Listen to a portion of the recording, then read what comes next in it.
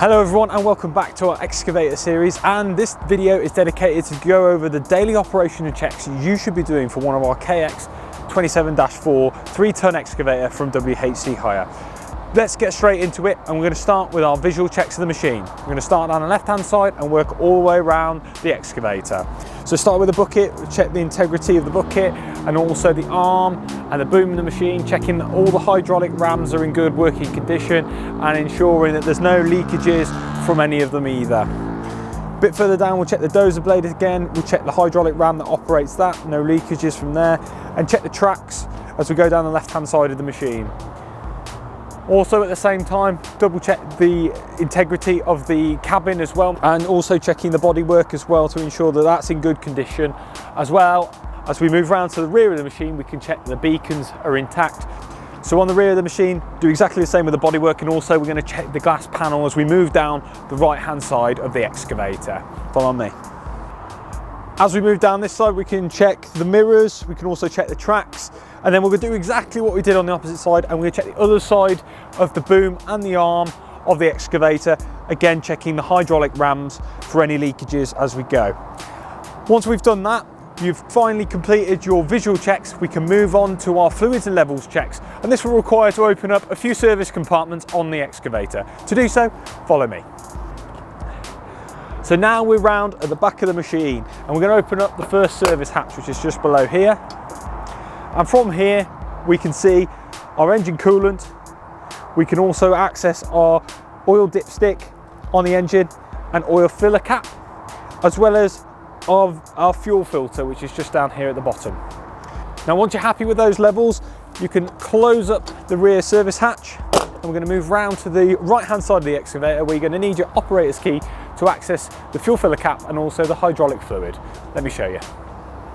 So here we are on the side of the machine, and we need our excavator key. Just going to pop it in here, which will unlock the bonnet of the machine under here, which will lock into place automatically for you. Here we've got our hydraulic fluid, which can be filled here, and that is actually red just underneath here. Also we can service our battery, and this is where we can access the fuel filler cap, which is just here as well underneath the bonnet. Once you're happy with all those checks, simply lift up the silver lever to close the bonnet and ensure that it's secured correctly. Now we've done all our fuels and levels checks, all we need to do now is our final electrical and safety tests. To do so, we need to enter the cabin of the machine. Now we're ready to jump in the machine. Just open the door and make sure that we lock it securely on the side, and then we use the handlebars on the outside and the inside of the excavator to help us get in, so we can keep our 3 points of contact.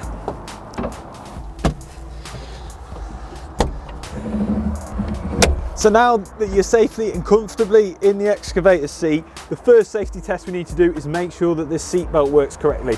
So we're going to pop that on, and we're just going to test that that works correctly. So once it's engaged, just give it a quick tug to ensure that it works, then you can release it. Then we need to do our final electrical and safety tests. So we're going to need our operator's key. We're going to have to pop it into the ignition, turn it to position 1 only. Now we're going to turn on both our headlights and also our beacon and ensure that those are working correctly before we go any further.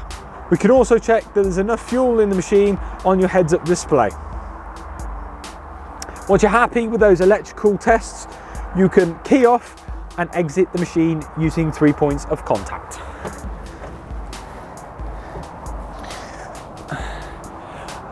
Now we've completed our electrical and also our safety test, the final thing we need to do is ensure that this machine is greased correctly. You'll find the greasing nipples for this machine up and down the arm and the boom of the excavator, and in and around the dozer and the body of the cabin. Ensure that they're all adequately greased, but for more information on this, please refer to the operator's manual, which you'll find underneath the excavator operator's seat.